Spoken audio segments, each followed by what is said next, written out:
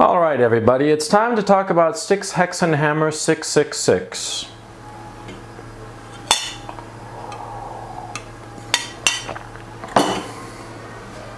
I'm teasing him just a little bit, I'm teasing him, but I admire him greatly. Styxhexenhammer666 is the most astute political commentator around, or not quite the most astute. He'd be a tie with Dick Morris. I'll link Dick Morris below.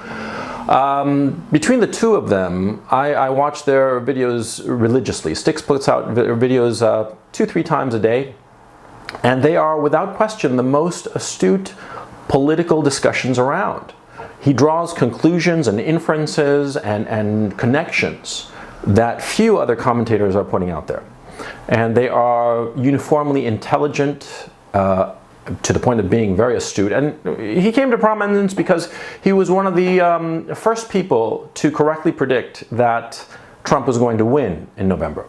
And you know, he is just terrific, and I have nothing but praise for the man. Now, the reason I'm doing this particular video, though, is because I think that he is making a mistake, two mistakes in point of fact, that I want to discuss, and they are reasonable mistakes. This isn't something that I'm like trying to put down the man. On the contrary. My thinking is that he has been a little bit blinded by Trump himself and Trump's showmanship. And I'm going to talk about the two issues. Number one is that Styx is of the opinion that Trump is playing 4D chess, and that everything that has been going on in his presidency is something that Trump has essentially predetermined, and that it is part of a grand strategy. All right? And the second issue that I disagree with Styx is Styx believes that we are suffering a moral panic. You know, the Nazis under every bed kind of thing. And that this moral panic will pass. This moral panic, which includes political correctness, this you know, Antifa, this doxing of people who hold heterodox political opinions. Styx is of the opinion that is very similar to the moral panic that engulfed the nation back in the 80s, when everybody thought that every daycare center was a den of iniquity, with Satanists eating up you know, little babies in the basement, which of course was nonsense. It was just hysteria. But I think that Styx is wrong on both of these issues, and I'm going to discuss why here. I think Styx is not paying enough attention to the motivation of Trump to be president. And it's very important to understand the motivation of people, especially people who are seeking power. All right? What do I mean? Why do I think that it's so important? Because you see, if you understand why somebody is seeking political power, or any power, you will be able to predict them better. All right? Now, Styx was, as I was, blown away by Trump's speech at the Republican National Convention when he accepted the nomination for the Republican Party ticket. What happened was that he gave a speech which, instead of pandering to people, Trump went and said the truth. He said how the United States is an empire in decay, how its manufacturing base has been hollowed out, how political correctness is stifling academia, how people nowadays cannot speak their mind and confront the real problems that are going on in the country, infrastructure, overextension of the military, etc. All of these issues that we all know. And everybody was blown away, everybody thoughtful was blown away by that speech. The mainstream media put up that speech as if it were like, you know, like Adolf Hitler, you know, at Nuremberg kind of thing, which was ridiculous. And Hillary Clinton in the campaign poo-pooed the speech, saying, oh, you know, it's all just nonsense, you know, America is great, we don't need to make it great again because we are great, which is nonsense. The best days of America are behind it, right? And Donald Trump gave an accurate assessment of where the country was in that speech. And that speech was like a wave that carried him forward. Because most people in America instinctively recognize that the United States is going in the wrong direction, that things are just not going well in America, and that it has to be fixed, right? Styx, from that speech and some very astute readings of some of the polls, realized that most of the mainstream media and most of the polling companies were living inside this echo chamber, and they were not looking at reality, and he correctly predicted that Trump would win, and here we are. Now the thing is, see, Styx has believed, because of the way Trump handled his opponents in the primary, that is Trump's modus operandi, of being able to anticipate what his opponents will do. But you see, I think that Styx doesn't quite understand that what drives Trump is not even a desire to be rich, let alone powerful. It is a desire to be loved, to be respected. Now this is very important. This is key, as a matter of fact. You look back at American presidents and you can neatly divide them between those who wish to be loved and those who wish to exercise power for a specific purpose. See, look back at George W. Bush. George W. Bush gets the rap of being stupid, and he wasn't the brightest, the sharpest knife in the drawer, certainly not. But he wanted power because he genuinely wanted to change countries in the image of the United States. That's what his enemies never understood. His opponents and enemies never understood about George W. Bush. He genuinely wanted regime change in order to make other countries mini Americas. He genuinely wanted, that was his goal. That's why he wanted to exercise political power. Whereas Bill Clinton wanted to be loved. That's why triangulation. That's why he would adopt any policy that would make him popular. He didn't care about policy. He just wanted to be loved. That was his driving motivation. Ronald Reagan, also not a very intelligent man, but he had a clear vision. He really did want to make America great again. It's morning in America. He had guiding principles that he wanted to implement, and he implemented them.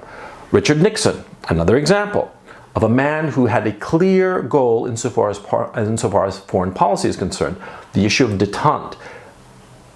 Nixon recognized before anybody that the Soviet Union would collapse because of its internal contradictions, and the aim and goal of the United States was to allow that to happen by creating détente. Lyndon Johnson, he wanted power, a little bit to be loved. Read Robert Caro's incredible biography of him. But Johnson wanted to do things. Johnson wanted to help minorities, blacks and Latinos especially, because of his experience as a teacher in Texas when he had been a young man. You see? He genuinely wanted to help people. Was Johnson a son of a bitch? Of course he was. Most politicians are sons of bitches. Most politicians would sell their own mother and grandmother if it would get them up the ladder of political power. You see? But Obama, Bill Clinton, Trump, they want to be loved. And they will do anything necessary to be loved. Now, Styx has thought that the apparent contradictions of what Trump is doing is just a grand scheme, a grand manipulation, 4D chess, in order to deliver on his promises. He's wrong. I'm sorry, and I respect Styx, but he's wrong. You see, this decision by Trump to send 4,000 troops to Afghanistan, that was him deciding, consciously deciding, that he wanted to get in good with the mainstream media, with the establishment class in Washington. Because Trump, and listen to me carefully, Trump is deciding whether to resign or not. That's what he's thinking about right now. And he's going to give himself 6 months to make nice with the establishment. Make nice with the establishment and have them love him. Because he is isolated in the White House right now. He has been following quote-unquote Trumpism, whatever that is. He's been following Trumpism and Steve Bannon and that direction, and it has led him to isolation, personal isolation. And you see, Trump is a man ruled by his ego, or rather ruled by his id, He wants to be loved, and he is not being loved. In point of fact, he is isolated, and it drives him nuts. And that is why he is sending troops to Afghanistan. That is why he's going to ramp up more military operations, more confrontations in Syria. There are going to be troops in Syria in the short term, the next 6 months. You mark my words, because he wants to be loved. And by jettisoning Steve Bannon, and Steve Bannon left not on good terms, in just 2-3 days, Breitbart is going, is pulling out the knives on the Trump administration, right? You see, Trump has decided to make nice with the establishment, and he's going to give himself 6 months. And if in 6 months, by January, March of 2018, if he hasn't gotten the popularity, the love that he craves from the establishment, he's going to resign. He's going to resign. Mark my words. Okay?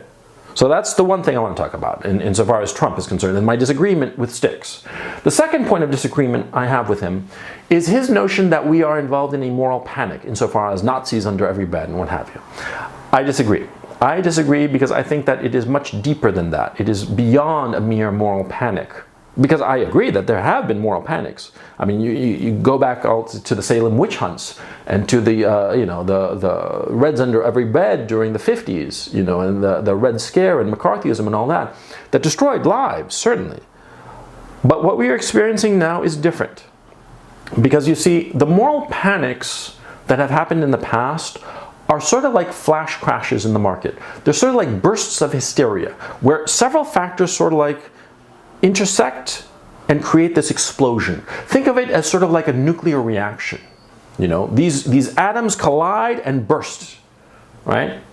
And it has to be very specific, and the targets have to be just so that we have this explosion. This is different. Because over the last 25, 30 years, the American educational system has been churning out SJWs, by the thousands. Universities churn out these good liberal people who are clogging the top 20% of the socioeconomic ladder. Because you have the 1% at the very top, the billionaires and millionaires, and then you have that the following 19%, which is basically the service class of that top 1%. The lawyers, the doctors, the accountants, the personal trainers, the interior decorators, all that class of people. And then you have the bottom 80%. Right? That top 20%, those people are SJWs, every single one of them. Well, no, that's not true. Not every single one of them, but a majority, 2/3 easily. They're the people who voted for Hillary, right? The rest of the country voted for Trump, except for the blacks and the Hispanics. And we know the demographics. My point is, see, this is not a passing fancy. It's not that just a few things came and just intersected in the right way. No. You see, the top 20% are sympathetic to Antifa. They look at Antifa as, young, idealistic, young college kids. They don't view them as what they are, which is domestic terrorists. See? And this top 20%, they control the MSM. They control the higher echelons of the government. They control middle management of all the companies, the internet companies. YouTube is demonetizing slightly conservative, slightly heterodox opinions. Why do you think this is so? Because they are SJWs. They are SJWs who came out of academia with their pointless English degrees and history degrees. And by the way, I study history and philosophy. I know whereof I speak. I know the kind of indoctrination these young people are receiving. And this indoctrination is carrying them forward into the professional world, into the political world. And they are implementing their demagoguery. That is what is happening. It's not a passing moral panic rather. It's not a passing moral panic that will peter out in 2, 3, 4 years. No, it's going to get worse. And free speech will be curtailed in the name of protecting people from hate speech. And people like Hex, people like me, we will be silenced. This is going to get a lot worse before it gets better. And why will it get a lot worse? Because the people who are implementing this truly believe it. They feel that they are morally justified. It's not that they are, these evil SJWs who are just doing this, what's his name, like Joss Whedon and Anita Sarkeesian, what I call the Whedon-Sarkeesian gambit of being complete douchebags who use feminism and SJW crap to advance their careers and get money and sex, as Whedon and Sarkeesian do. No. These are true believers. These are true believers, which is the worst, because they will fight to the death for what they believe, and they are going to encourage Antifa. They are going to encourage Antifa to go after heterodox people. we are starting the equivalent of the Cultural Revolution that happened in China. That is what we are beginning to see, and it is going to get really, really bad. And I respect Styx, but I think that he is sorely mistaken to casually say, oh, this is just a moral panic, it's going to blow over. I don't think that he's looking at it carefully enough. And I think that he's going to be unpleasantly surprised by how nasty it's going to get. So anyway, that's what I think about these different issues, and we're going to see a lot of interesting things, but that's about all. Peace out. I've been wanting to say that for years.